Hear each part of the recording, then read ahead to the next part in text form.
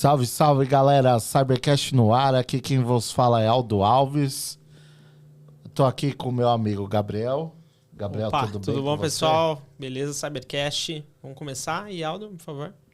Quem que a gente recebe no nosso episódio aqui, Gabriel? Então, hoje recebemos aqui Marcos Bispo, líder executivo com mais de 30 anos de experiência em cibersegurança, gestão de serviços de TI e operações e resiliência de negócios em organizações complexas. Ao longo da carreira, construiu e liderou equipes de alto desempenho, desenvolveu programas regionais de defesa cibernética e formou parcerias com executivos de nível C-Level para alinhar a segurança e estratégia de negócios. Hoje é CISO e CTO da Vision Cybersecurity, spin-off da ISH. Então, Marcos, foi um prazer. Obrigado por aceitar esse convite nosso. E eu queria que você falasse um pouco, se apresentasse e falasse um pouco desse novo desafio, né? Beleza. Pessoal, obrigado pelo convite, Aldo, Gabriel. Uma alegria estar aqui, podendo falar um pouco sobre segurança, que é um assunto que quase que direciona nossas vidas nos últimos anos, né? Porque segurança, você não trabalha com isso, você casa com esse negócio, né?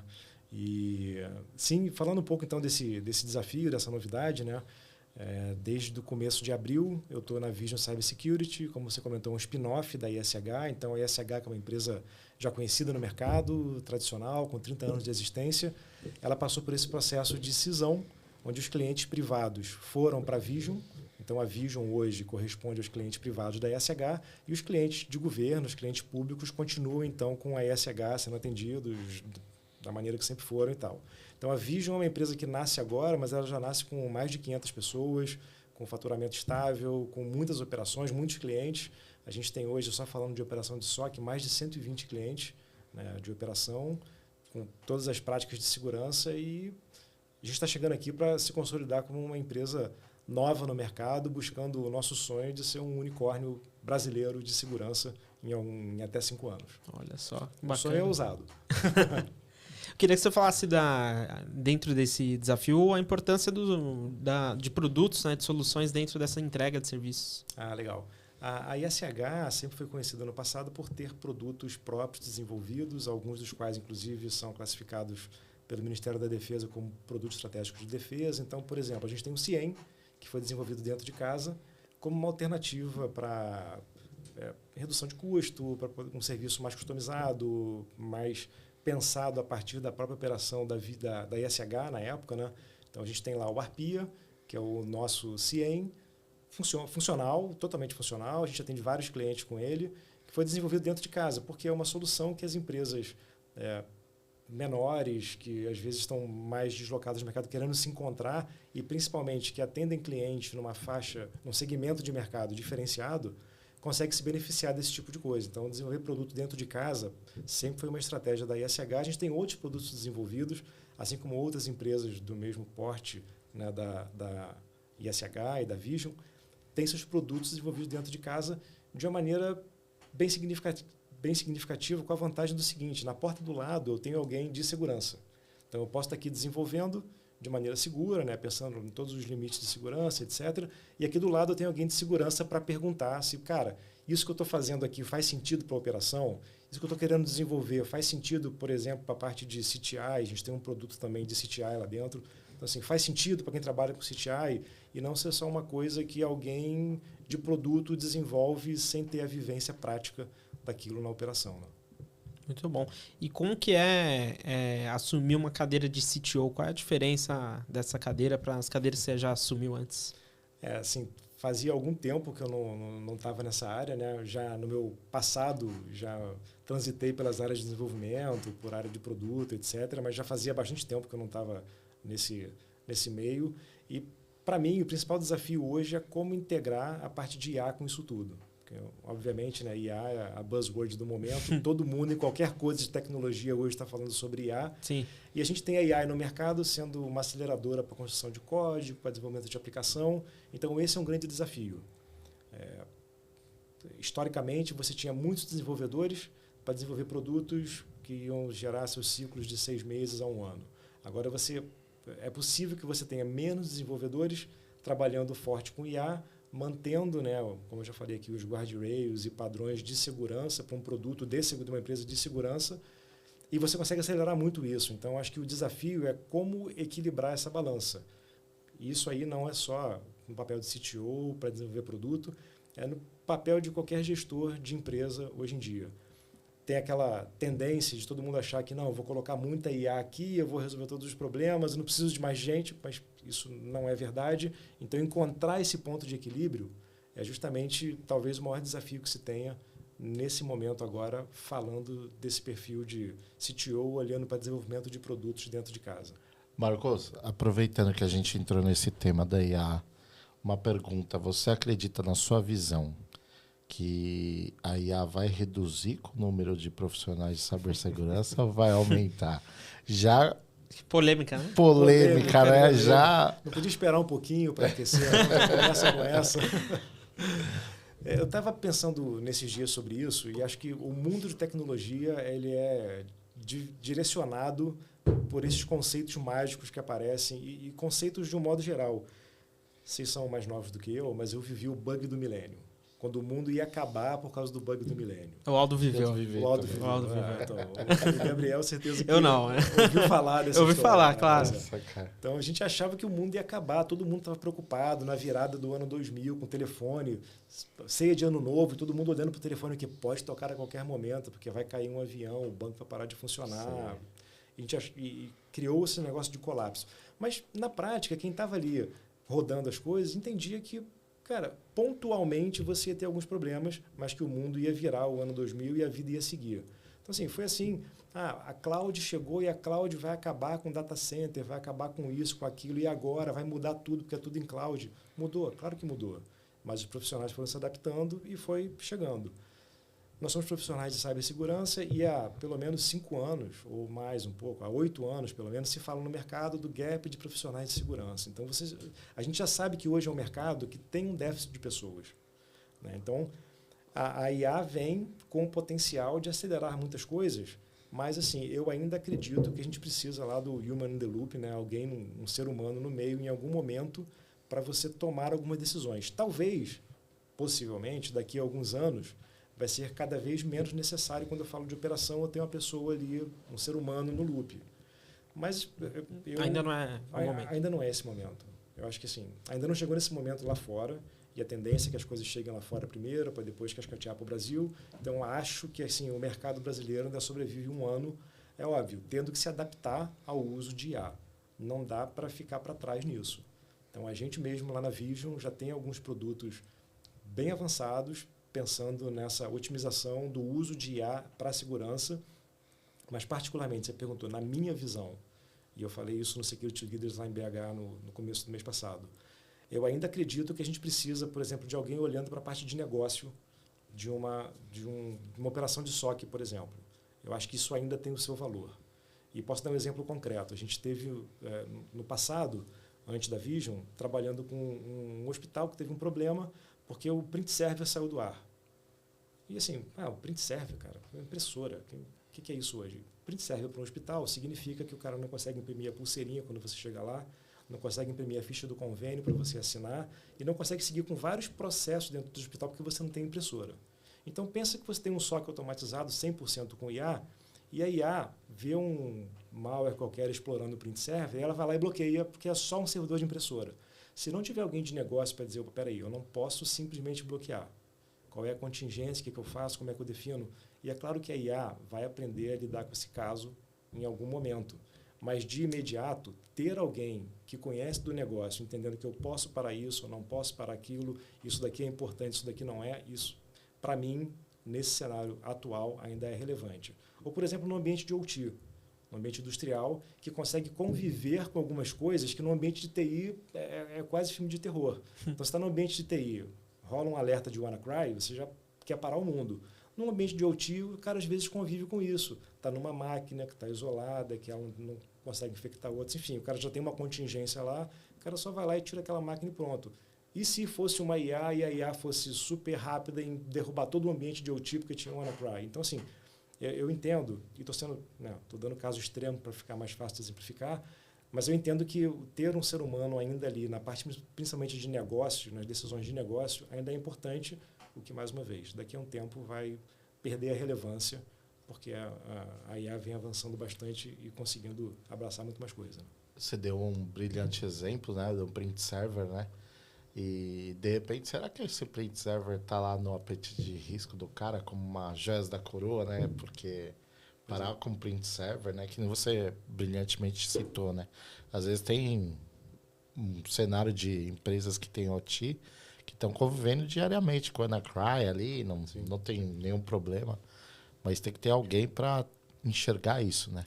Eu queria pontuar que você falou que a IA pode derrubar, e, aliás, pode não ter esse contexto de negócio, mas muito do que a gente vê em muitos analistas de cyber tem esse mesmo problema, de não enxergar esse contexto. Sim. De também não ter essa visão do todo e de enxergar ali e pode cometer o mesmo erro que uma IA cometeria, de bloquear e etc.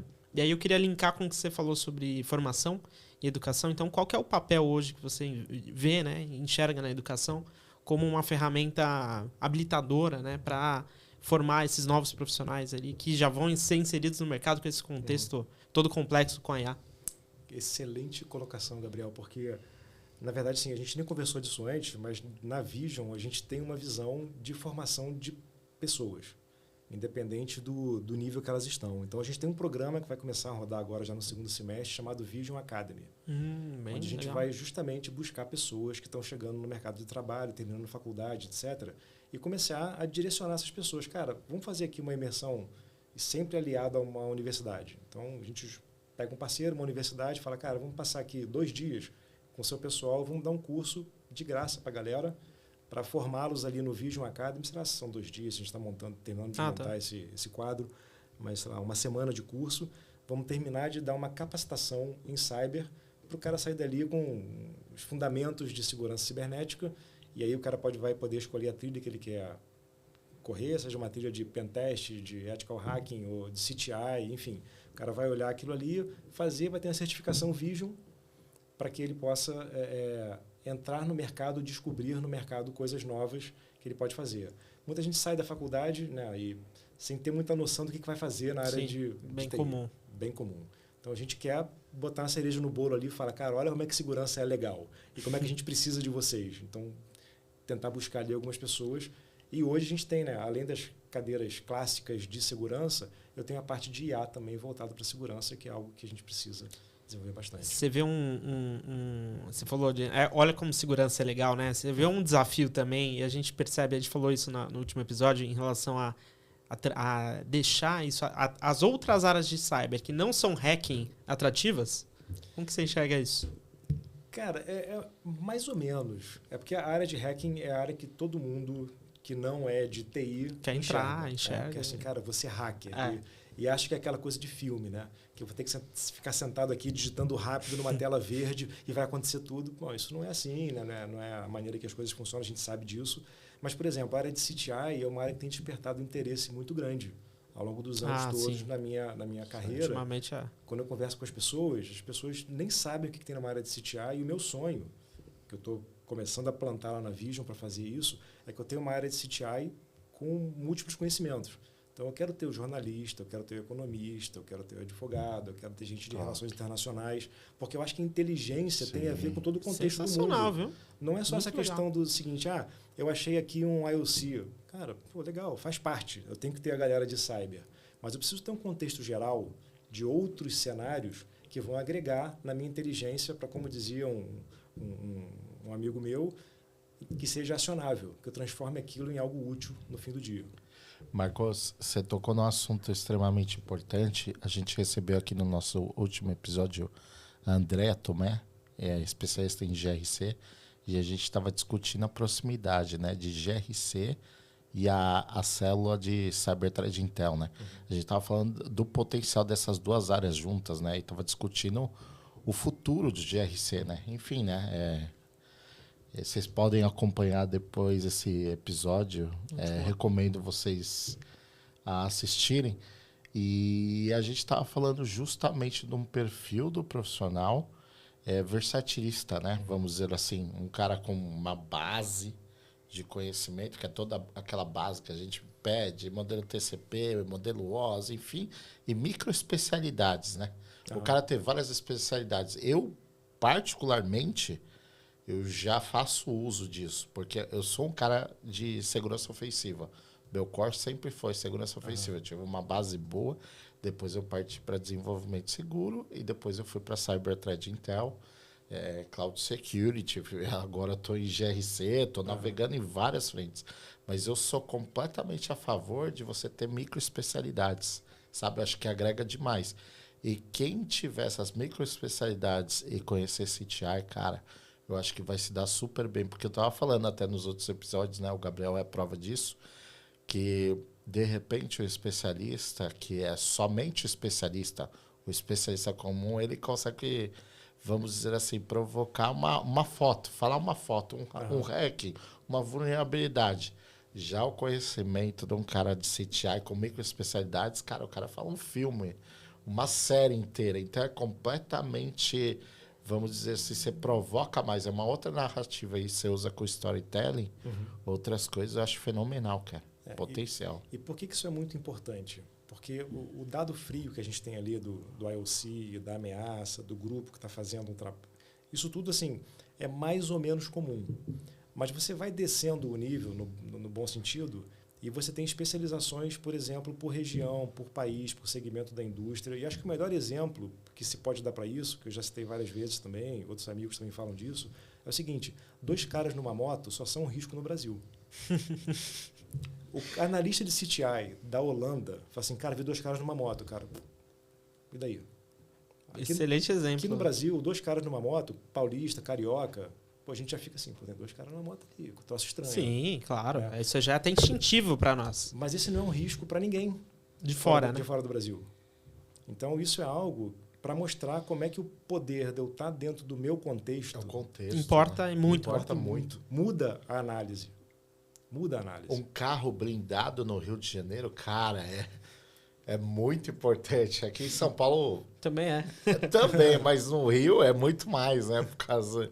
Enfim, né? O pessoal vai entender. A gente vai chegar no assunto Rio de Janeiro, aqui já tá na pauta, inclusive. Eu acho que ele nem Isso aí eu não tô esperando, não, né? Ele não tá esperando essa, mas tá aqui. Rio de Janeiro tá até aqui, ó. Mas é uma área que eu acho que cresce muito, né? E eu participei da primeira pós de Cyber Threat Intelligence. Não existia uma pós, né? Um curso de Cyber Threat Intelligence no Brasil. Teve agora com o Bordini, né, como coordenador na Darius, e foi a primeira que foi aberta para o mercado público, porque antes eram forças especiais, né, exército, polícia, antes não era uma coisa liberada, e eles liberaram por causa dos ataques, né, que estavam acontecendo. Eu queria até dar um contexto sobre isso, vocês falaram agora da moto, etc. Um exemplo clássico de produto que eu pensei aqui são algumas ferramentas de simulação de ataque que trazem muitas ameaças externas de APTs do Irã e de outros países. E quando você chega no contexto do Brasil, pô, aqui eu tenho um problema de fraude, eu tenho outro game. E os produtos que vêm de fora não trazem esse tipo de contexto brasileiro, né? Não sei se você concorda com essa visão. Concordo, e assim, é algo bem complicado. A gente sabe, por exemplo, a quantidade de fraudes que tem hoje, fraudes mais ou menos simples, de WhatsApp. Seja a clonagem de uma conta, ou o cara dizendo que é o gerente do banco, enfim. E quando você descobre isso e denuncia, ainda assim, para você derrubar um atacante desse, um fraudador desse no WhatsApp, você leva um tempo surreal. Se conseguir. Se conseguir. Então, assim, é mais fácil ter algum conhecimento em alguma tele aí para cortar o número do cara. Mas porque para você derrubar o cara via WhatsApp é muito difícil hoje. Você consegue mais rápido no Instagram ou outras contas, Facebook e tal, mas pelo WhatsApp é muito, muito difícil. Então, você tem um cara que está fraudando e o cara vai continuar ali por pelo menos uma semana sem ter problema, muitas vezes. Então, e esse contexto de fraude, muitos deles fazem sentido no Brasil. E não é nenhum demérito, mas assim, que você tem, por exemplo, a estrutura do Pix, de pagamento instantâneo, que você não tem em outras realidades nos Estados Unidos. Você tem alguns, né, mas não é algo institucional do segmento de financial services lá fora. Então, você tem algumas características no Brasil de um povo que não está muito acostumado a lidar com tecnologia, porque sempre que a gente fala dessas coisas, a gente pensa, na nossa cabeça, automaticamente, a gente pensa de Rio, São Paulo, aqueles 5% da população que a gente conhece. Mas existe uma massa da população brasileira que tem muito menos acesso à tecnologia, tem muito menos acesso à cultura cibernética nesse papo de... Que é recente, né? É muito recente. Muito recente. Eu vi um estudo no final do ano passado que menos de 40% dos brasileiros têm acesso a streaming. Você consegue pensar nisso? Menos de 40%? Menos de 40%. Então, são 35%, 36% que têm acesso ao streaming. Você consegue pensar nisso? Porque todos os meus amigos têm streaming. Os de vocês também. Mas tem 60 e poucos por cento da população brasileira que não acessa. Ou que acessa, no máximo, na época a pesquisa dizia isso, é o Globoplay. Mas eles consideravam, para essa pesquisa, streaming Netflix, Amazon Prime, essas outras ferramentas. Então, essa é a população do Brasil. A verdadeira população. Exato, exato. O grosso está ali. O grosso. Então, a gente tem essas possibilidades de fraude de WhatsApp ou fraude de contato ali e tal, que muitas vezes chega em pessoas que não vão conseguir mesmo se defender disso, porque não faz parte da cultura delas. Volta e meia aparece no jornal alguém que fez lá um perfil do WhatsApp dizendo que, sei lá, não lembro se era o Putin, que precisava de dinheiro para sair da Rússia. Não sei. Vi isso aí. Cara, e a mulher deu dinheiro. O povo cai. Acreditou em algo, né? Então... Teve outro que falou que era um cara famoso. Não sei se era o Elon Musk, que precisava de dinheiro para não sei o que. E as pessoas aqui no Brasil caíram nesse negócio. Talvez tenha caído também nos Estados Unidos, em outros países do mundo, mas aqui isso se prolifera muito rápido. Marcos, vou te deixar numa saia justa, que você mostrou que você sai bem aí. Eu queria ouvir uma resposta, mas assim, tirando o crachá da Vision, sem marketing. Hoje você vivencia muitos incidentes, né? A gente estava comentando aqui incidentes de ransom, incidentes críticos nas empresas. Você acha que hoje a inteligência artificial na prática está ajudando mais o mercado de cibersegurança, as ferramentas, ou o cybercrime? Cara, talvez o crime, porque o crime não tem compliance. Né? Então o cara simplesmente faz o deploy, manda e se der, deu, se não der, não deu. E está tudo certo. Então é muito mais fácil. Você tem vários serviços aí de dark web, etc., que estão rodando ransomware as a service e outras coisas totalmente automatizadas, né? Ataque com IA já automatizado. Então é muito mais fácil disso proliferar do que na parte de defesa. Na parte de defesa, eu não posso confiar a minha operação 100% numa IA a partir de mês que vem. Eu preciso construir algo que vai levar um tempo de maturação, testes lado a lado, etc., até que eu consiga liberar isso e confiar nisso. Eu também consigo acelerar os ataques, porque, por exemplo, e isso é dado super conhecido, os phishes ficam mais reais, porque eu estou usando uma IA para gerar um negócio sem erro de português, que a gente falava nos treinamentos das empresas. Sim, e pouco tempo atrás. Pouco tempo. Procura erro de português, procura não sei o que. Cara, hoje em dia não tem mais isso. O e-mail de phishing hoje ele é perfeito. Então está muito mais fácil você desenvolver ataques utilizando a IA para isso. Se já era fácil no passado, e eu fiz uma palestra uma vez que deixei um amigo meu chateado comigo na época, eu disse que em 2019 eu disse que era muito fácil fazer um ataque hacker em 2019 do que era antigamente, porque você basicamente baixava um sistema operacional, vai dando next, finish, você tem um payload lá, é só rodar. É claro, o cara tem que conhecer a infraestrutura, tem um monte de coisa, mas esse ataque de next, finish, ele ia funcionar em muitos ambientes. Hoje em dia, com a IA te ajudando a fazer isso, porque tem IAs que você consegue rodar sem nenhum tipo de guardrail, que você pode, assim, como é que eu faço um payload para fazer um ataque de man in the middle, enfim, e ela vai te descrever como é que você faz isso. Então, facilita bastante para quem não tem acesso. Talvez isso não afete as grandes empresas, porque vão ser ataques normalmente bem mais júniores e tal. Só que você tem um universo de empresas que não são grandes, que não são médio ou grandes e que estão aí na pista para serem atacadas por esse tipo de coisa. Então, assim, nesse mercado invisível que as grandes empresas de segurança não olham, certamente a IA está facilitando em muito os ataques cibernéticos. Ô, Marcos, você comentou com a gente que você também está com um chapéu de CTO, né? E você tem uma fábrica de software ali, 35 desenvolvedores ali, né? 35 pessoas mais ou menos. Como que está sendo lidar com esse desafio de ter ali uma fábrica de software, uma empresa de cibersegurança, 35 desenvolvedores de inteligência artificial, né? Nesse momento, como que está sendo para você esse desafio? Legal. Só para fazer uma separação, eu tenho 35 pessoas no time hoje que são desenvolvedores dentro da Vision. Tá? Mas até o final do ano passado, a Vision estava quase fazendo uma spin-off, que era o chamado Safe Labs, que era a nossa fábrica de produtos. Então, ali ia ser um time apartado do time da Vision mesmo, da ISH na época, né? que seguiria desenvolvendo produtos. Com a chegada da Vision, a gente acabou voltando atrás. Então, eu tenho essa galera que estava fazendo produtos para o mercado, a partir da nossa estrutura, e tinha uma galera que aí sim, que olha para dentro de casa. A gente tem lá alguns produtos nossos internos, o Vision Portal, por exemplo, que você entra lá para ver como é que é a sua operação está rodando, sua maturidade, etc., que os clientes têm acesso. Então, esse time, ele também estava aqui dentro. Eram 2 times separados, tá? Que agora se juntaram dentro da mesma caixinha. Das primeiras ações como CTO, eu falei assim, gente, acabou, todo mundo aqui, a gente vai morar junto. Eu não sei como é que a gente vai ainda fazer a otimização disso, mas, por enquanto, a gente vai morar no mesmo apartamento. Então, assim, um quarto é do time que veio do Safe Labs, outro quarto é do time que faz o White Team aqui dentro, e a gente vai começar a ter uma sinergia entre as partes, porque, assim, eu cheguei lá tem 2 meses. Então, é pouco tempo para eu chegar, né, dando direcionamentos e fazendo qualquer tipo de coisa, mas que juntar os times para a gente começar a entender as sinergias, entender como a gente vai se conduzir daqui para frente.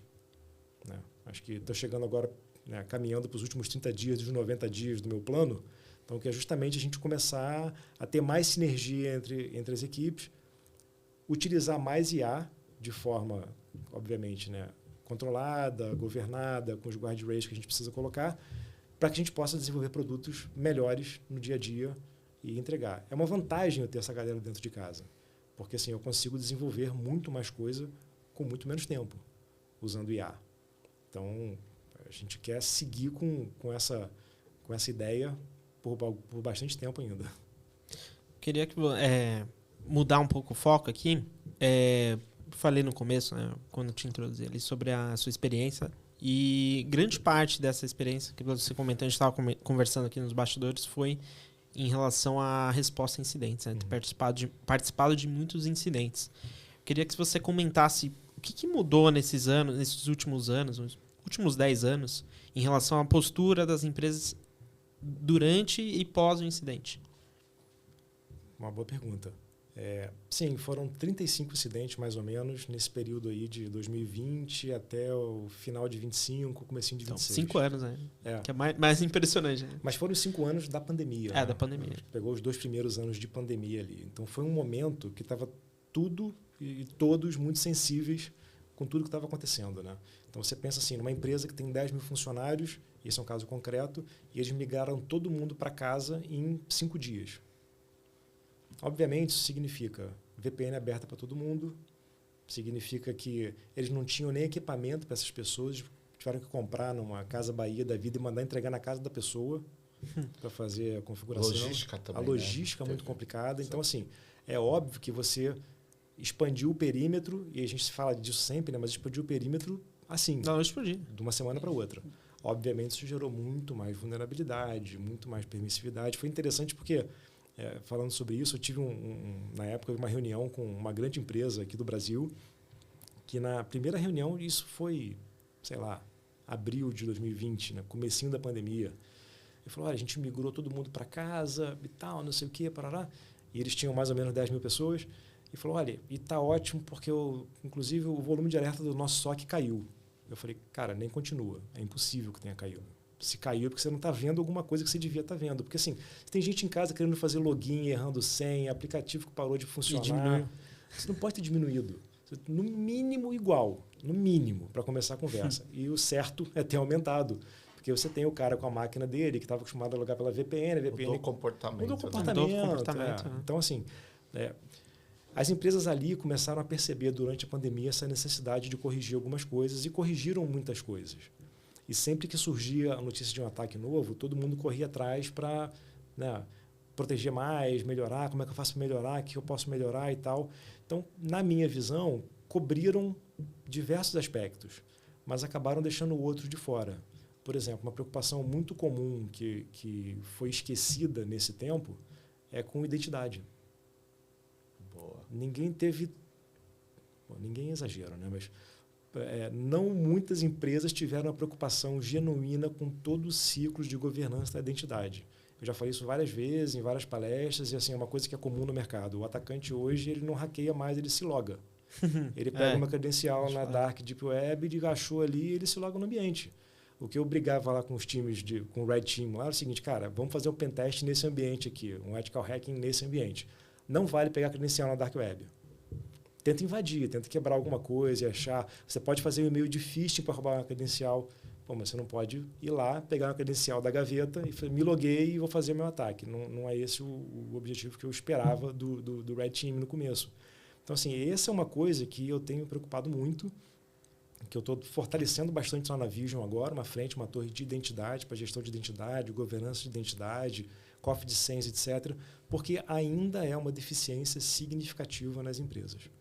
Tá? Então, olharam muito por vários aspectos, acho que pensaram muito na parte de gestão de vulnerabilidade, na parte de firewalls mais robustos, etc., mas a parte de identidade, na minha visão de mercado, ela ficou um pouco ainda em segundo plano, apesar de ser um tema que é muito forte.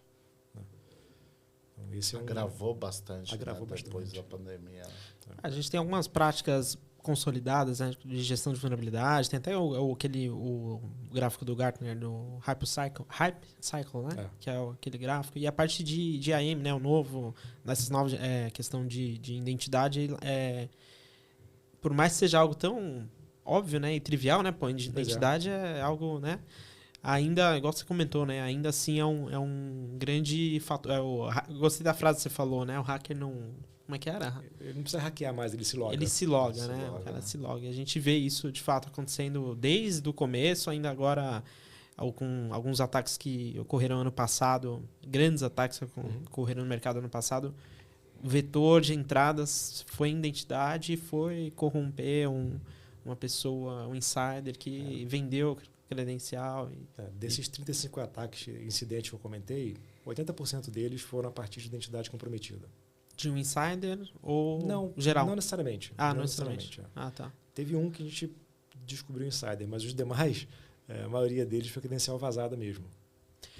E em relação à postura dos executivos em relação a esses ataques, o que mudou, né? Você acha que as empresas, de forma geral, a gente sabe que o setor financeiro é o mais maduro em relação a cyber de uma forma geral, mas o que você enxergou assim, a preocupação ao longo do tempo mudando? Vou pegar o que você falou e trocar um pouquinho. Nas empresas que não eram do setor financeiro, quando eu chegava num incidente ou em algo assim, todos eles, os CEOs e CEOs e se qualquer coisa, diziam o seguinte: eu quero ter segurança de banco. Porque é por causa dessa visão de que o setor financeiro, de um modo geral, é o mais maduro. Porém, isso não é verdade absoluta. Mas isso depois de um trauma, de um incidente grande. Depois do trauma. Depois do trauma. Mas o setor financeiro ser o mais maduro, no geral, não é uma verdade absoluta. Quando você pensa nos 10 maiores, 15 maiores players de bancos no Brasil, sim, eles são os mais maduros do mercado. Então, não vou citar nome aqui, mas você sabe lá as bandeiras. Todo mundo sabe. Tudo bem. Agora, você tem toda uma gama de fintechs, de instituições de pagamento, de outras coisas que são o grosso do mercado financeiro. Não estou discutindo o volume de dinheiro, mas de transação, que às vezes não tem a mesma maturidade. E por isso você olha para os incidentes do ano passado do Pix. Fintech está cheio, né? Os incidentes do Pix no ano passado. Do Pix. Que foram por falhas de processo, por falhas de coisas que um banco grande, que é padrão de mercado, não tem. Então, eu gosto de desmistificar esse negócio. Boa colocação, tá? Porque todo mundo pensa no mercado financeiro, mas não é o mercado como um todo. São os maiores, mas eles de banco, né? Os maiores players que estão ali. Eles acabam fazendo a imagem do mercado ser consolidado e o pessoal achar que mais. E aí depois do ataque, por exemplo, as empresas querem, então, eu quero ter uma segurança melhor. E aí o problema é o seguinte: o cara, o CISO ou o CIO que cuidava da segurança lá, todo ano ele ia pedir, vou chutar valor aqui, tá? 10 milhões para segurança e o board dava 2. Depois de 3 anos, aquele gap dos 8 milhões, já tenho 24 milhões de gap para trás. E o cara fala, agora eu quero fazer tudo aquilo que eu não fiz. Cara, agora, assim, é aqueles 24 mais 15, aí, peraí, cara, não tem essa grana toda. Por onde a gente começa? Eu acho que o grande desafio das empresas que prestam serviço nessa hora é dizer o seguinte, cara, qual é o Pareto? Qual é o 20% que eu posso fazer aqui que resolve 80% dos meus problemas? E começar a diminuir superfície de exposição, riscos, etc. A gente falou agora de GRC, né? Eu acho que é uma cadeira que precisa ter muito valor numa empresa para eu entender onde estão os meus riscos e começar a reduzir por ali, nos maiores riscos. Eu gosto muito de uma abordagem, e a gente falou aqui no bate-papo de Threat Intel, né? A gente falou antes aqui, eu gosto muito de uma abordagem a partir de Threat Intel. Tem mais sentido eu provisionar as minhas defesas em cima de campanhas que estão em andamento, de tipo de ataques que estão acontecendo no mundo, de vetores que são conhecidos, porque isso de fato está acontecendo. E não uma coisa assim, não, eu vi aqui uma vulnerabilidade nova. Cara, mas tem campanha, tem alguém explorando isso é explorável, está numa parte da minha rede que não está tão acessível assim, eu posso mitigar de alguma forma. Talvez essa vulnerabilidade que surgiu hoje não seja ainda um problema quanto àquela vulnerabilidade que saiu há 6 meses e que eu continuo com ela no meu ambiente. Já é do setor, né? Já é do contexto, do teu Exato. contexto que você tem que olhar, né? Então, entender esse risco e identificar como atacar isso da melhor maneira possível, né? Porque o desafio do fim do dia vai ser orçamento, vai ser grana. A empresa, por maior que seja, não vai ter a grana que o CISO gostaria de ter naquela hora para resolver todos os problemas de segurança. Agora eu queria fazer uma outra provocação. Ô, louco, Aldo, Uma mas outra- vamos lá, que isso. Você hoje tá que tá, hein, Aldo? Então. Uma outra provocação. Baseado na tua visão, tem uma discussão, né? Que muitos CISOs falam assim, muita ferramenta, a gente gera às vezes, né? Muita ferramenta dá ruído, é problemático porque está gastando muito dinheiro da empresa e não tem necessidade. E aí eu já vi acontecer no mercado, né? O cara compra tudo Top Gartner, número 1, gastar uma puta de uma grana violenta e olhar para o lado e falar, puta, mas aqui eu tenho tudo Top Gartner, mas eu esqueci daquilo, isso, daquilo. Enfim, não ter mais verba para investimento. Você acredita que muita ferramenta ajuda ou atrapalha? Poxa, essa foi... Atenção, meus amigos fornecedores. E a pergunta para você disclaimer, que pra realmente ele, hein? precisa tirar o crachá para fomentar um pouquinho mais a sua experiência aí do que você passou desses incidentes. Eu vou falar o que eu estou repetindo lá na Vision, né? Mais uma vez, eu cheguei na Vision, já tinha uma equipe formada, mais de 500 pessoas lá dentro e tal. Então, eu estou repetindo esse mantra porque eu acredito nisso.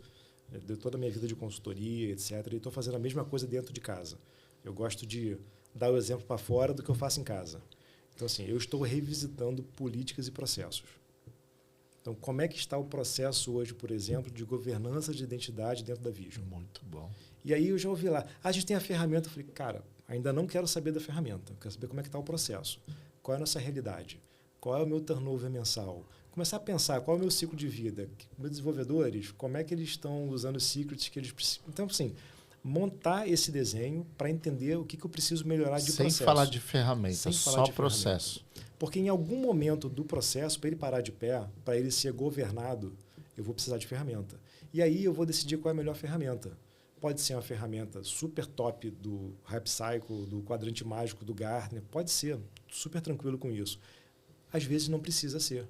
E eu tenho na minha trajetória clientes e clientes que a gente teve que sentar lá e fazer o tuning e o cara queria, eu quero comprar a ferramenta, eu quero comprar a Ferrari. Eu falei, cara, super legal, a Ferrari custa 2 milhões, 3 milhões, sei lá. Agora, você tem aqui um carro diferente, uma BMW boa, que ela resolve esse problema seu, que é o que você tem hoje.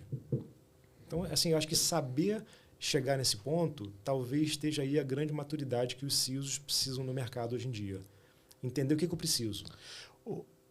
Marco, você acredita, eu fiz até um artigo desse no LinkedIn, e foi até uma provocação, né, de algumas fontes externas falando que o CISO ele precisa ser muito também, até o CEO, não o CISO, os CTOs, o C-Level da vida, precisa ter muita visão de arquitetura, principalmente arquitetura, porque isso é uma visão arquitetônica, né? Uma visão, por exemplo, do todo, do processo, de você entender do seu negócio. Você acredita que cada vez mais, por exemplo, o cara não é técnico, o cara fala business, enfim, mas é importante essa visão?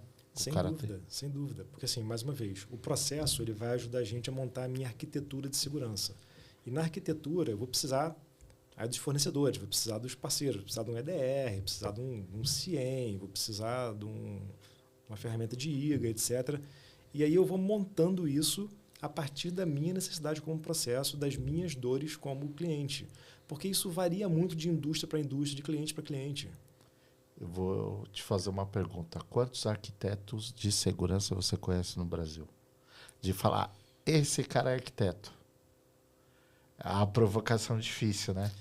Talvez a gente esteja buscando, até vi que tem algumas vagas agora, mas parecia que antes não tinha. Antes não buscavam isso, né? É difícil remeter, falar, putz, cara, eu lembro um cara que é arquiteto, realmente um arquiteto de segurança, né? Uma referência. Sem citar nomes, assim, eu conheço pessoalmente 3 pessoas que trabalham com arquitetura de segurança e que eu confio muito e gosto muito e teria por perto sempre que fosse necessário. Porque eu acho que esse é um desafio.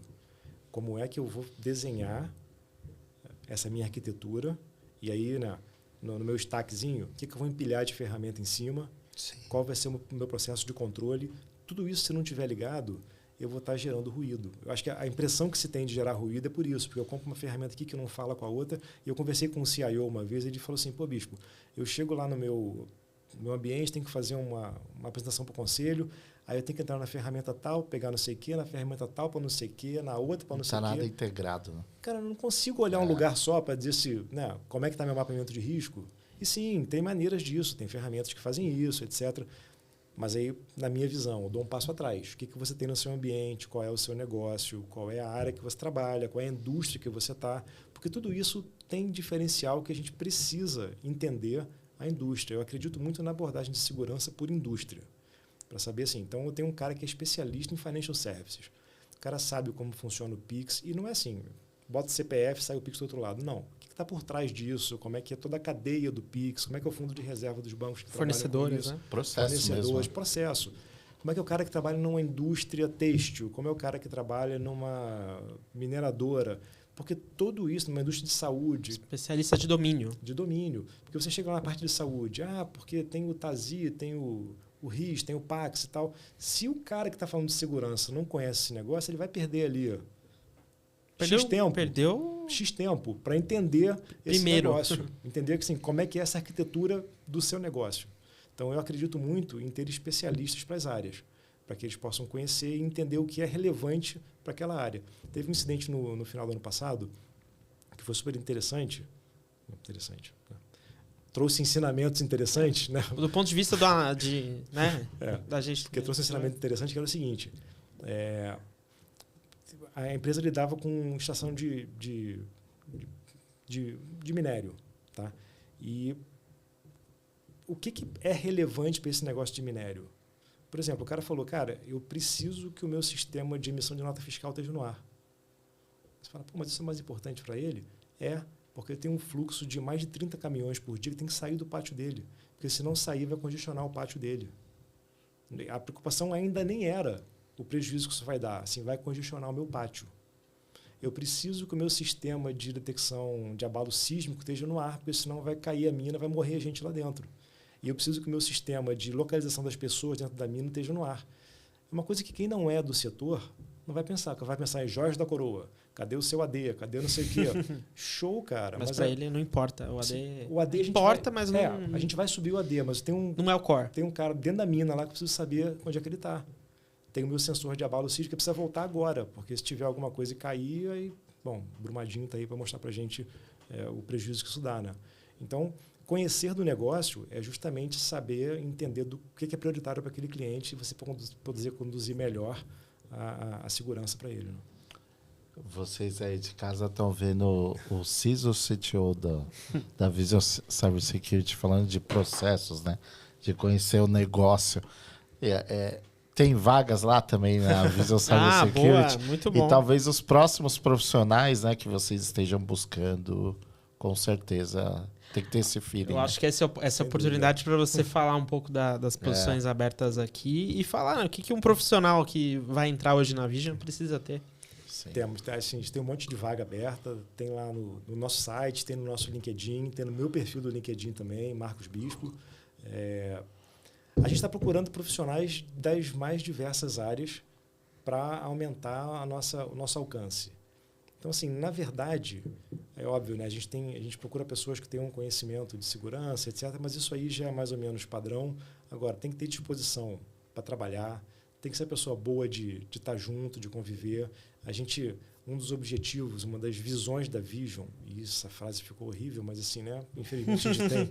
Sempre que a gente fala lá dentro, a gente dá uma parada, mas assim, uma das visões da Vision é que a gente tem um ambiente de trabalho que seja agradável para as pessoas. Não pode ser um lugar pesado, para você acordar de manhã e falar, lá vou eu de novo, hoje tem reunião. A gente não quer isso. Então, sendo uma pessoa leve, sendo uma pessoa de bom trato, de bom relacionamento, que conheça dos temas de segurança, eu aposto muito nessa questão de especialistas nas suas áreas de atuação. Então, um cara especializado, e obviamente não vou precisar de uma equipe muito grande, mas algumas pessoas especializadas em financial services, outras especializadas na área de saúde, e buscar essas pessoas para compor o nosso corpo com seus conhecimentos, com seus relacionamentos, porque no fim do dia a gente passa 8, 9, 10 horas por dia falando de trabalho.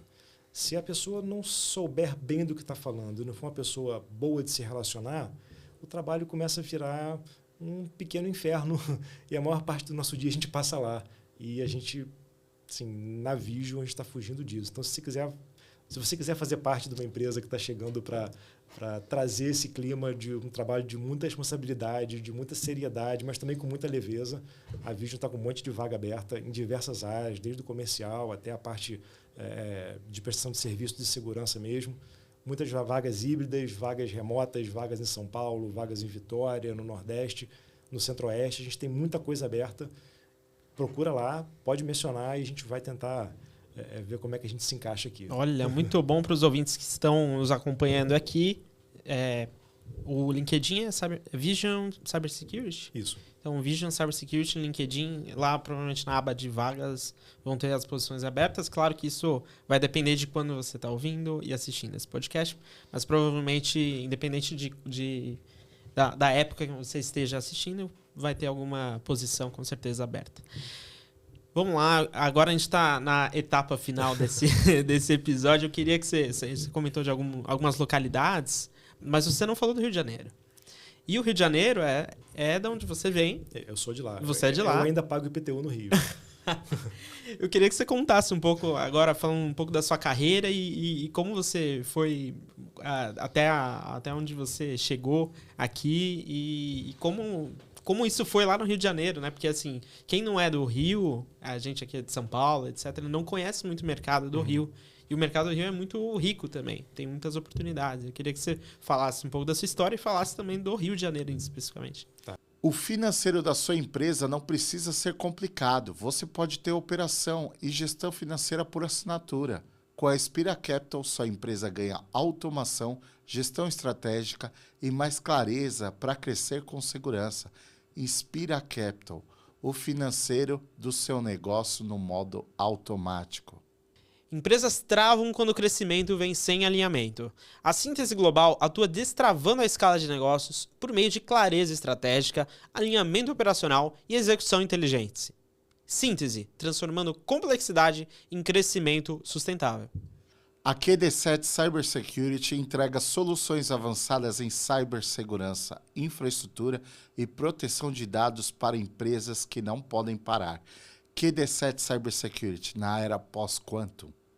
Sua empresa precisa de presença, estratégia e resultado? A Kind é uma agência full service que une branding, conteúdo, tráfego pago e marketing digital para transformar a atenção em crescimento real. Kind, criatividade com performance para marcas que querem escalar. A minha história com segurança já começa desde a época da faculdade, quando nem existia essa cadeira de segurança ainda, né? A minha história com tecnologia, né, de modo geral, começa quando eu tinha 10 anos de idade, fui fazer meu primeiro curso de programação em Basic. Eu era a única criança na sala e tinha o pessoal já na época do segundo grau, né, do ensino médio, e eu era a única pessoa, a única criança mais novinha ali aprendendo a programar. Sempre gostei muito de tecnologia e tal. Fui estudar engenharia de computação e aí, logo no começo da faculdade, eu comecei a achar legal essa parte de, não era segurança na época, mas de infraestrutura, de aprender, porque a gente ia navegar na internet, mas você não tinha ainda sites para navegar, né? Você ficava dando telnet, FTP, acessando o site, e aí chegava, tinha uma senha, mas você aprendia a quebrar aquela senha, a usar uma conta de guest, alguma coisa assim, e você tinha técnicas. Então a segurança sempre foi algo que me moveu na minha carreira. Então, sempre estudei isso em paralelo às coisas que eu eventualmente fui fazendo. Trabalhei um tempo com infraestrutura, meu primeiro estágio foi de administrador de rede novel, para quem lembra. Sabe o que é rede novel, Gabriel? Pois é. Era o padrão que tinha na época de rede, era a rede novel. 312, tem certificado lá de administrador de rede novel 312. Eu cheguei a pegar o final só. Eu peguei essa lenha aí. Então, mas de lá eu passei um pouco por área de desenvolvimento, trabalhei um pouco com projeto e durante bastante tempo eu trabalhei com projetos militares de alta disponibilidade, como sistema de controle de tráfego aéreo, sistema de guerra eletrônica, alguns sistemas bem diferentes, sempre focado em missões críticas, né? O sistema de controle de tráfego aéreo roda 24/7, não tem chance de dar algum tipo de erro ou atraso, porque, bom, enfim, por questões óbvias. Questões óbvias, né? E sempre teve segurança envolvida em todos esses sistemas. E aí, depois eu trabalhei um tempo com sistemas também de simulação, de onde surgiu ali o CIMOC, né, que é o simulador de operações cibernéticas que foi desenvolvido lá pela Rusticom, a empresa que eu era sócio, para as Forças Armadas. E a partir do CIMOC foi quando eu comecei a mergulhar mesmo ali na parte de segurança cibernética como carreira, né, porque já era um momento onde isso estava surgindo. Na verdade, o CIMOC surge, eu sempre disse isso, né, um pouquinho à frente do seu tempo, porque ele surge em 2012, 2013, onde a operação cibernética era coisa de militar mesmo, né? Você não tinha isso ainda como linguajar. Produto. Por isso esse interesse em Cyber Threat Intel aí, né? Talvez venha daí. Com certeza. É bem possível que venha daí. É bem possível. Né? E aí comecei então estava lá com a Rusticom, com o CIMOC, que até hoje é utilizado no Guardião Cibernético como principal fonte da simulação virtual que eles fazem, etc.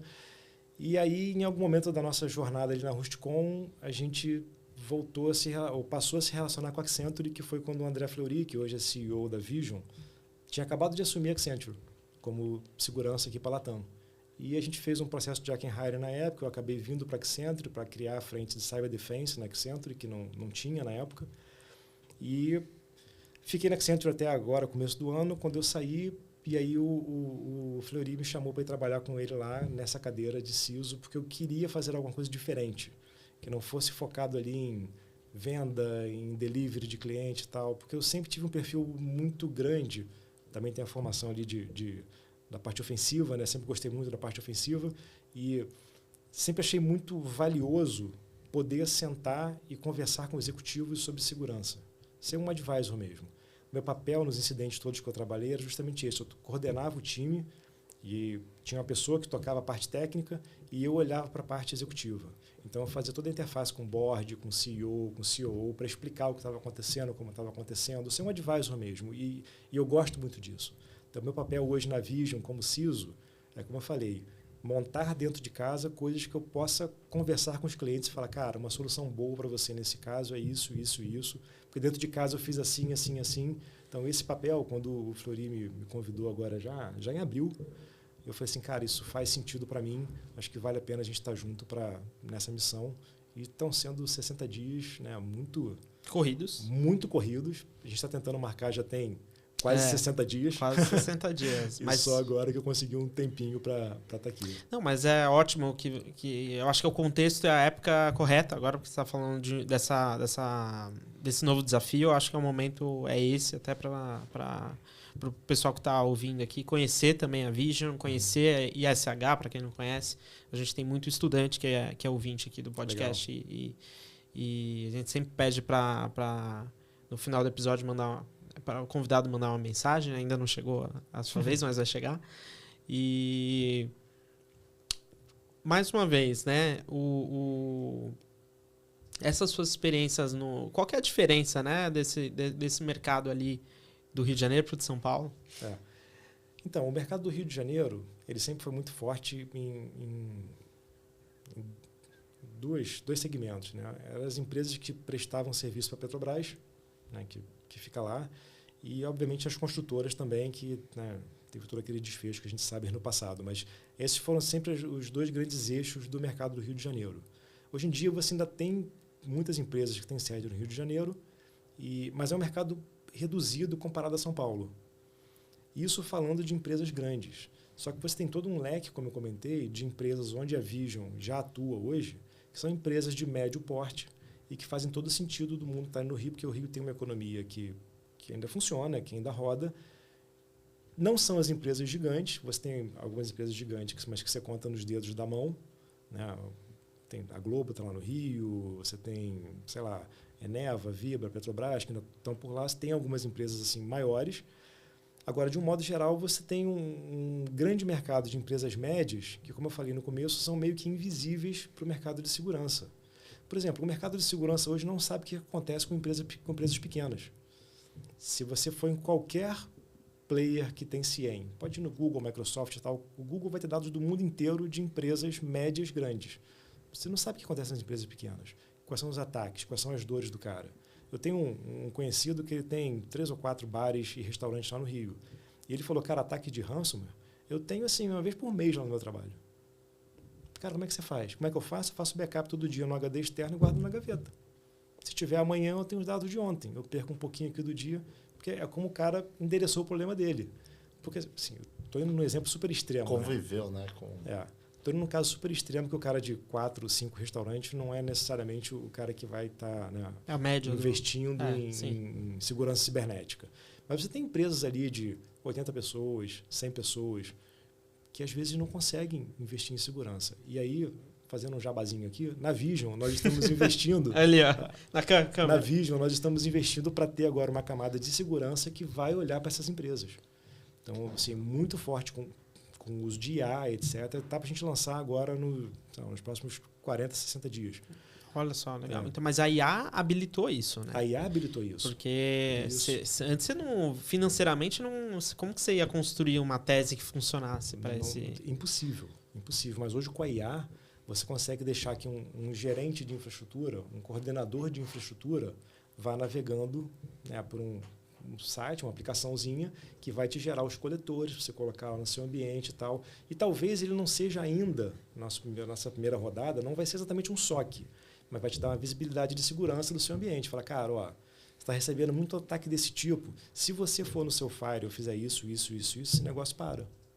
Então, eu vou começar a reduzir risco na ponta, uma camada hoje que é invisível para as empresas que dão consultoria em segurança. Então, a ideia é que a gente consiga começar a olhar para esse mercado de forma mais autossustentável possível, né? Para não ter assim, eu não quero ter um SOC dedicado para esse cara, mas eu quero ter a possibilidade dele ter uma qualidade maior de segurança no dia a dia dele. O próprio mercado, eu queria, indo um pouco para cima, né? A gente falou do Rio de Janeiro, por que Vitória? No Espírito Santo, aliás, por que essa operação lá também, né? E como que é o mercado lá? Porque a ESH foi fundada lá, os fundadores são de lá. Eles são de lá e eles nasceram. A ESH nasceu lá para atender demandas de tecnologia em Vitória. Então, assim, no começo não era nem de segurança, era mais de infraestrutura. Com o tempo, ela foi migrando para segurança. Qual a grande vantagem disso, que é super legal?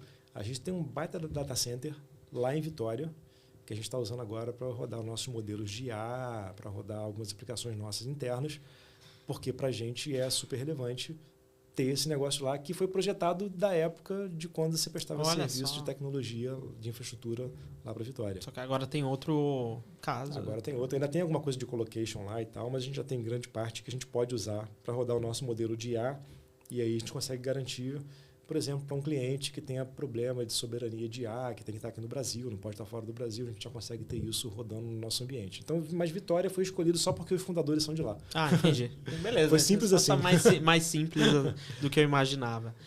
E, Bispo, Uma das coisas que você comentou, né, sobre a sua história, sobre a sua carreira, aliás, você não comentou, mas foi algo que você tem uma grande experiência na parte de liderança, né? A gente sempre fala sobre esse tema aqui no Cybercast, e eu queria que você falasse, né, hoje para um analista, analista não júnior, né, um analista júnior também, né, mas mais o pleno e sênior, o que ele precisa saber, o que ele precisa estudar para ser um líder de cyber hoje? Posso separar em duas partes? Pode. Legal. Acho que sim, da parte de cyber mesmo, a parte de tecnologia, é importante estar antenado com IA. A gente não tem ainda no mundo hoje grandes especialistas em IA, porque é algo muito recente, né? O cenário mudou muito desde o ChatGPT lá em 2022, 2023 até hoje. Então, assim, IA tem que estar no seu vocabulário e não só como um usuário padrão. Você tem que estar bem envolvido nisso ali. Tem que estudar, e eu vou bater nessa tecla sempre, tem que conhecer de infraestrutura. Porque no fim do dia os ataques são feitos em infraestrutura. Então você tem que saber por que o protocolo é daquele jeito, como é que o protocolo responde. Tem que saber o que está acontecendo na infraestrutura. Não tem jeito.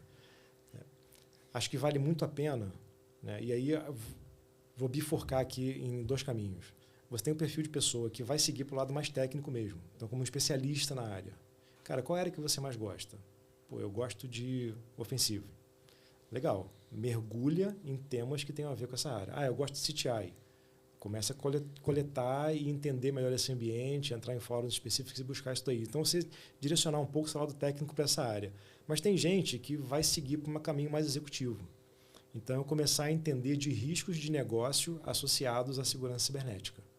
Porque, no fim do dia, o que vai importar para o board, para o CEO, é negócio. É como é que minha operação está. E dinheiro, né? Porque o negócio, no fim do dia, vira dinheiro. Né? Como é que isso vira dinheiro? Então, acho que esse é um lado do contexto. Mas, no outro lado, se você está crescendo, se você vai ter perspectiva de liderar a equipe, se preocupe, vou falar para cá, né? Para lá. Em gerenciar pessoas, em cuidar de pessoas. Porque nós temos equipes, somos seres humanos. Eu falei de 35 incidentes que eu não fiz sozinho. Eu fiz com uma equipe. Então, assim, desde o primeiro incidente, a gente chegou lá e a tendência das pessoas no incidente é trabalhar 16 horas por dia, dormir 4 horas no cantinho. Eu pensei assim, cara, você já dormiu hoje? Não, estou aqui. Vai para casa agora. Não, mas vai para casa agora, descansa, bicho. Tu volta daqui a pouco. Fulano pega. Então, assim, essa preocupação com a pessoa, ou a pessoa que diz assim, cara, essa semana tem um incidente lá não sei aonde, mas eu não posso viajar porque é aniversário da minha filha. Então, saber lidar com essas coisas, porque nós somos seres humanos, cara. Não adianta eu querer me enfiar de coisa técnica no trabalho se eu vou negligenciar a minha família, a minha vida pessoal, etc. Então, saber lidar com pessoas, para mim, é um grande diferencial. E nós não sabemos. Nós que somos de tecnologia, a gente tem muita dificuldade. Né? Tem muita gente Esse aqui, é um fato, tá realmente. Todo mundo rindo de nervoso agora. A gente sabe que é uma realidade isso aí, né? Que você está apontuando. Né? Então, assim, isso é muito importante porque eu tenho visto no mercado muita gente com burnout, ou próximo de ter um burnout, ou com crise de ansiedade por questões de trabalho. E, assim, eu não quero que isso aconteça nos meus times. Então, a minha dica, minha dica de ouro para quem está seguindo nessa parte de ser pleno, sênior, quer virar um gerente, cuidar de equipe, cuide das pessoas da sua equipe. A parte técnica a gente corre atrás junto, mas cuidar das pessoas é algo que as pessoas das quais você cuidar, elas nunca vão esquecer disso. E provavelmente você já deve ter casos na tua própria carreira mesmo de profissionais que trabalharam com você há muitos anos atrás, etc., que ainda mantêm um relacionamento. Sim, né? Sim. Dois casos curiosos. Assim, eu já tive, né, como agora, o Fleury quis me chamar de novo para trabalhar com ele. Então, isso é um reconhecimento de que alguma coisa no relacionamento funcionou, independente de tecnicamente ser bom ou ser ruim. E outra coisa, um cara que trabalhou para mim quis me contratar para ser chefe dele. Isso eu achei sensacional. Eu achei sensacional. Eu fiquei tão assim, lisonjeado com o convite dele. Eu tenho certeza que ele vai ouvir esse podcast. E assim, eu fiquei muito grato a ele. Eu falei isso para ele na época. Porque, cara, você me considera para ser seu chefe, bicho. Eu não, assim, é fora da curva. De assim, fato. É porque, de alguma forma, o trabalho que foi feito com ele ali foi relevante e possibilitou isso, né? Então, acho que isso é importante e eu tenho tentado fazer isso na minha carreira. Legal. Bispo, já deu aula já? Já dei aula também, mas pouco. Pouco? Gostaria pós? de dar mais. Em pós-graduação? Em pós-graduação. Pós-graduação. É. Gostaria de voltar? Gostaria de voltar. Vai tempo, né? Estou aberto a... Com certeza. Agora é o contrário. Agora é o contrário. Ele está aberto a... Pessoal mas assim, há muito tempo. Desde antes mesmo de segurança. Dei aula na FGV há um tempo, de algumas matérias de computação, de tecnologia. Mas na área técnica? Na área técnica. Ah, tá. Gestão... E de gestão também. Gestão também? Já. Gestão de área cyber ou não? De cyber e não de cyber também. Dei aula durante um tempo para a Polícia Militar também, na parte de gestão ali para eles. Então, já fiz de tudo um pouco. Legal.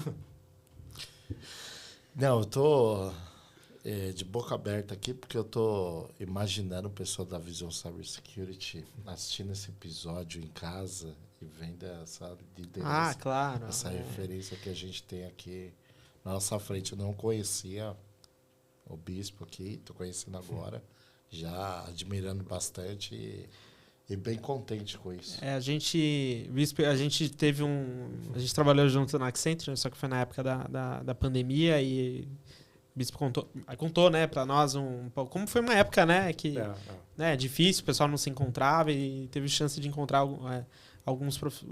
pessoal que trabalhava junto todo dia, anos depois, né? Exato. 2 anos depois, né? Foi uma experiência bem diferente, porque são 2 casos que foram muito emblemáticos. Tinha um cara que eu falava quase todo dia e que eu encontrei com ele num incidente aqui em São Paulo e na época, vamos lá, né? Pandemia, estava todo mundo de máscara. Então, nos calls durante o dia você não via o cara de máscara. Aí estava todo mundo de máscara. Aí eu parei e parou um cara do meu lado e ele falou assim: "Ô chefe, não vai falar comigo não?" Eu falei, caramba. É você, cara. E, pô, a gente não se conhecia pessoalmente. E teve outro caso que foi mais engraçado, cara. Talvez você tenha conhecido. E eu vou falar o nome dele, não tem problema nenhum. Eu passei 1 ano e meio chamando o cara de Marcelão. Porque a gente só se falava pela câmera. Eu já até sei quem é. Eu conheci o Marcelão é desse tamanho. O Nascimento? O Marcelinho. Aí eu falei, cara, tu deixou ficar 1 ano e meio te chamando de Marcelão? Ele, pô, chefe, né? Pela câmera ali e tal, mas o cara é gente boa pra caramba. Ele é muito gente boa. Adoro ele, um técnico sensacional. Um abraço pra ele aí. Um abraço pro Marcelinho. Encontrei com ele pessoalmente depois de um tempo, né? E... tem uma última pergunta aqui, a gente já está se aproximando do final do episódio.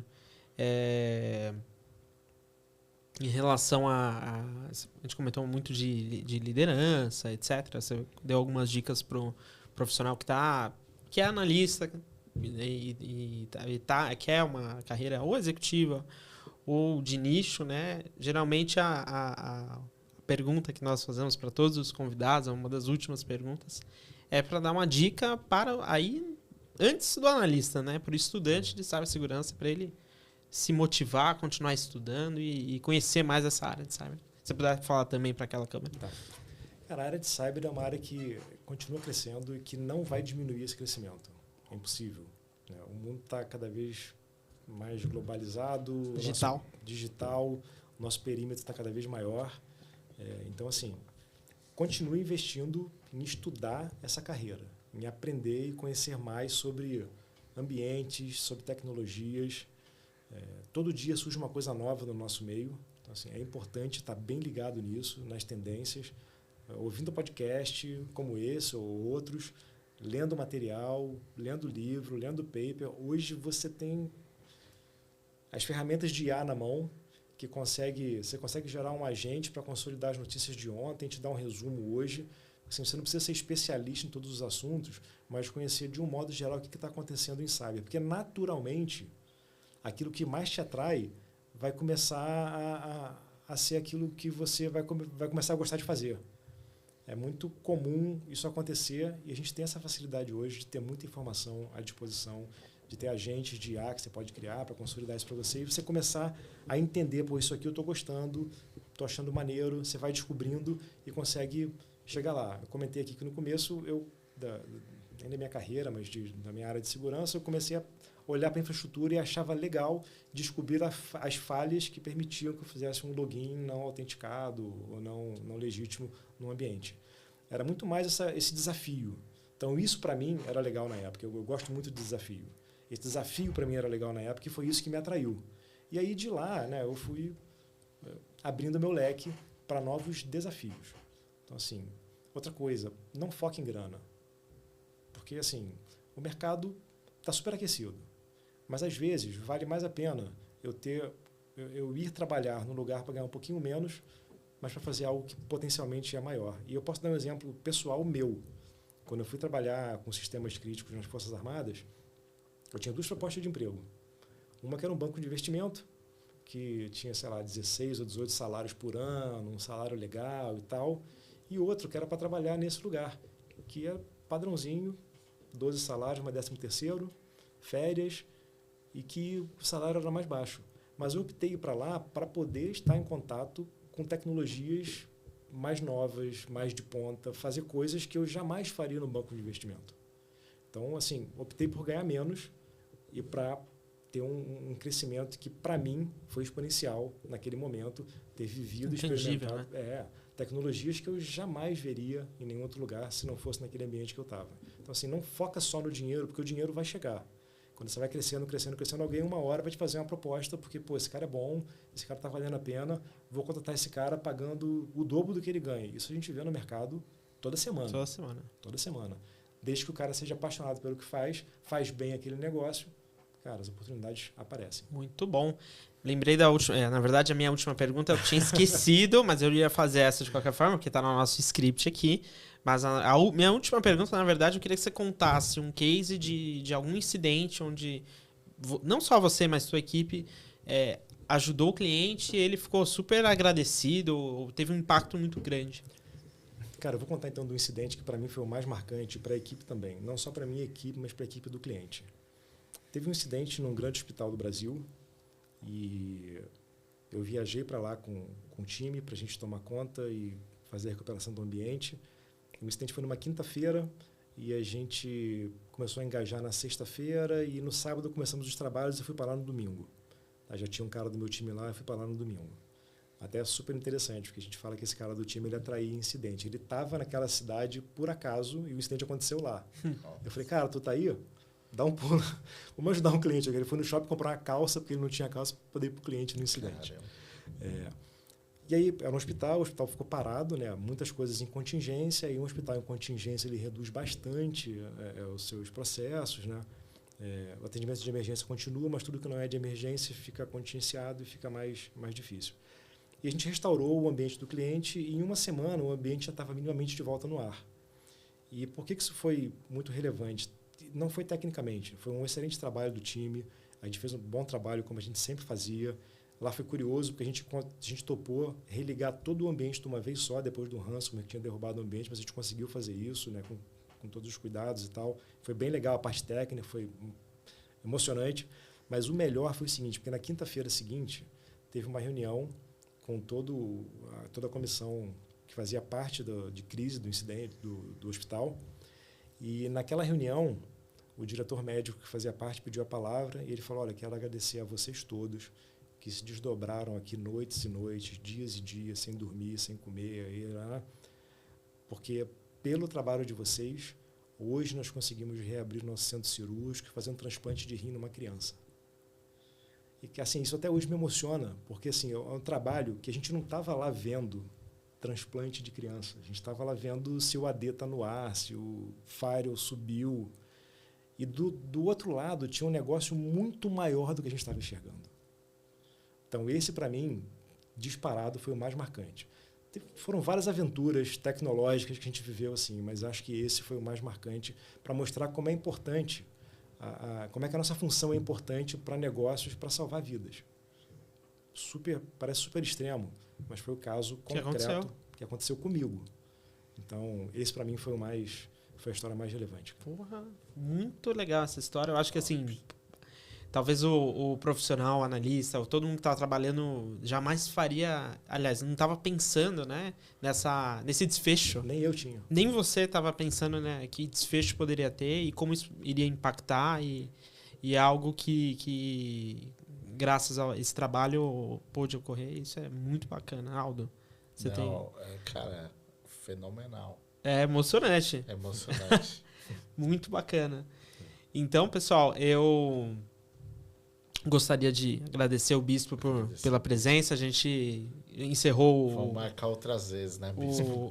Já Já Sinta convidado. daria para fazer um episódio só para contar. Cara, então, porque eu tenho histórias engraçadas também. Essa foi emocionante, mas tem histórias engraçadas. A gente pode fazer depois um causos de incidente. Você quer acabar com uma engraçada, então? Pô, posso contar uma engraçada? Para a gente não pesar o clima aqui. Tô curioso também. Agradecer primeiro o convite de você, claro, Gabriel, do Aldo. Assim, um prazer estar aqui. Sempre que precisarem, que quiserem, como eu falei. Eu pago IPTU no Rio, mas o CMS está em dia aqui em São Paulo. Ótimo. Eu tenho mais nota paulista do que nota carioca. Então, eu fico à disposição. Mas teve um incidente também que foi bem legal, porque o atacante, ele não criptografou o ambiente, ele só roubou os dados do cliente. E, na verdade, o cliente que fez mais bobeira, que ele não sabia o que fazia com aquele negócio, porque o atacante trocava o papel de parede das máquinas para dizer, olha, estive aqui, criptografei os seus dados. Não criptografou, mas ele dizia, né, roubei os seus dados e tal. E aí, todas as máquinas foram infectadas com o papel de parede do atacante. E então, a empresa, preocupada em saber o que fazer, saiu desligando o servidor e tal. E isso deu mais problema depois para restaurar do que o incidente em si. Mas, enfim. Beleza, passou, 10 dias... A gente tinha feito a recuperação do ambiente, a gente subiu. Eu já não estava mais na localidade. Eu estava aqui em São Paulo, por acaso, no dia, jantando com um amigo meu. E aí o cara mandou, Bispo, pode entrar aqui numa sala de crise, o atacante está de volta. Eu falei, cara, o atacante está de volta? Eu estava jantando num bar aqui com um amigo e falei, cara, dá um minuto aqui que eu estou no incidente de novo. O que houve? O cara mandou um print. Tinha um papel de parede de uma máquina, uma estação de trabalho, que ele estava olhando assim, e tinha o Exterminador do Futuro, com a escopeta nas costas, escrito assim, I'll be back. E aí, para tudo e tal, não sei o que. Eu falo, não, cara, não, peraí. Vê aqui, vamos olhar, vê isso, vê aquilo, manda um print e tal, blá, blá, blá. Aí eu comecei a olhar direitinho aquela imagem no celular. Eu falei assim, alguém pode ir lá nessa máquina? Eu acho que dá para rolar essa imagem. O que já não era papel de parede, né? Porque o cara falou, não, peraí, dá para rolar sim. Aí o cara rolou a imagem. Desculpa, na verdade não era o I'll be back. O cara falou assim, eu voltarei. O atacante escreveu, eu voltarei. Quando os caras rolaram para baixo, dizia o seguinte, fui no leito 213 e já volto. O cara que estava atendendo, ele foi resolver alguma coisa em outro lugar, resolveu deixar um recado divertido no desktop dele e botou lá, eu voltarei. E todo mundo achou que era o atacante, dizendo que estava voltando para aquele ambiente. Nossa. E aí gerou uma sala de crise e tal. Narrativa do cara. Porque o cara mandou... Ruído, né? Hã? Um ruído, né? Ruído geral. Ruído era só um cara que fez uma brincadeira infeliz, que o cara nem estava ligado que tinha tido ataque. Ele só tinha ido resolver um negócio ali, resolveu deixar um recado engraçado e reativou uma sala de crise, todo mundo entrando, todos do Brasil protocolos, inteiro, os protocolos, tem que ver, sobe a console do DDR, cadê? Procura o CN detector, toda aquela coisa. Porque o cara resolveu fazer a piadinha do eu voltarei. E não tinha nada. E não tinha nada no ambiente, era só o cara fazendo uma piadinha. Mas olha como foi importante você, por você ter essa visão holística, por parar, por ter essa calma. Porque a gente está vendo a calma aqui no Marcos Bispo, eu estou espantado no incidente crítico e olhar a situação e falar, calma, pessoal, vamos analisar aqui, vai lá na máquina, rola lá o scroll. Cara, esse é o diferente da coisa, né? E até estendendo aqui, óbvio que a gente acabou passando aqui, mas ainda tem uns 3, 4 minutinhos. Eu queria que você falasse sobre a importância de... Você trabalhou ali junto, ali na parte do CIMOC, o valor de simulação de crise, né? Uhum. Queria que você falasse um pouco do valor de você simular tanto a parte de cyber range, que é a parte mais técnica, quanto a parte tabletop. Fizemos várias ações desse tipo. É importante trazer para os executivos o calor do negócio. Quanto mais realista, melhor. Eu vou dar um exemplo também do exercício de crise que a gente fez e a gente sempre tratou como estamos em crise. Não assim, é um exercício, assim, estamos em crise. E aí, nesse momento, do que a gente chegou lá, o responsável pelo comitê de crise do cliente fez a reunião, porque era um treinamento, no 12º andar, numa janela, numa sala de reunião, etc. E para mostrar a realidade disso, de como o plano de crise tem que estar na cabeça de quem está gerenciando isso, a gente fez uma coisa. No plano de crise dele dizia que toda reunião devia ser feita numa sala no subsolo, porque não tinha janela, não tinha isso, não tinha aquilo, para evitar a investigação de fora, alguém tirando foto e tal, não sei o quê. Para provar esse conceito, a gente subiu um drone no prédio que parou do lado da sala ali e ficou olhando para eles. E o cara, tem um drone. E aí o cara, o chefe do comitê de crise, se tocou. Falou, a gente não podia estar nessa sala, a gente tinha que estar lá embaixo. E nessa hora, começa a trazer a realidade da crise para ali, e o cara começa a entender, cara, vamos lá, fecha a cortina. Aí assim, não, a gente não pode fechar a cortina porque tem o SLA do prédio, a cortina baixa automática, tem 2 horas e tal, não sei o quê, blá, blá, blá. E o cara, a gente não podia estar aqui, a gente está em crise. Aí começa a trazer a realidade para o negócio, para você poder vivenciar, experimentar aquelas coisas. Então, o importante do exercício é quanto mais carga de realidade eu consigo trazer para o ambiente, para o cara se sentir naquela situação, para não virar só pegar o tabletop e preencher lacuna, preencher fichinha, mas de verdade estressar aquilo que numa crise real você faria. Então, a gente fez exercício de crise que, por exemplo, explodiu o data center e um cara morreu lá dentro. Cara, como é que faz quando o cara morre? Está no plano de crise do cara. Mas o chefe do comitê, a comissão de crise, eles sabem o que tem que fazer quando morre alguém? Então, trazendo esses componentes de realidade, você consegue ter empresas... Né? Testar de fato, você ter empresas, pessoas mais conscientes de crise. Acho que um dos maiores exercícios que eu fiz foi uma empresa que tinha passado por uma crise global, 1 ano antes, e quando a gente voltou lá para fazer o exercício, os caras estavam com um plano debaixo do braço. Você falava um problema, a gente simulava uma ligação de um repórter para alguém que não era para falar. Oi, tudo bem, eu vi aqui. A pessoa não soube falar, o cara desligava o telefone. Assim, não, essa pessoa não sou eu. Quem fala é o fulano. Então, assim, trazer essa realidade é importante, porque, assim, tem uma máxima que eu aprendi com os militares, que quanto mais você sua no exercício, menos você sangra na batalha. Então, assim, conhecer as técnicas, conhecer as táticas, exercitar isso é muito melhor, porque um dia um incidente pode chegar.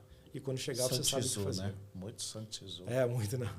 Os militares usam muito isso. É uma boa frase de efeito, né? E a questão do...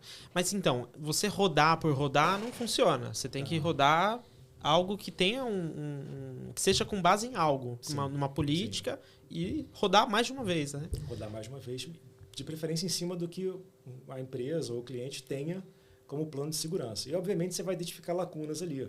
Porque o objetivo assim, é testar as pessoas e testar o plano. E o próprio processo assim, né? O que está desenhado ali. Então, a gente começar a entender, cara, aqui tem um gapzinho, aqui a gente pode fazer... puxar a caixinha de maldade. A gente não pensou no... Puta, se o cara morrer, você deu esse exemplo, né? Não, a gente não tem nada aqui. Não tem nada aqui. O que acontece se o cara morre lá dentro da nossa instalação?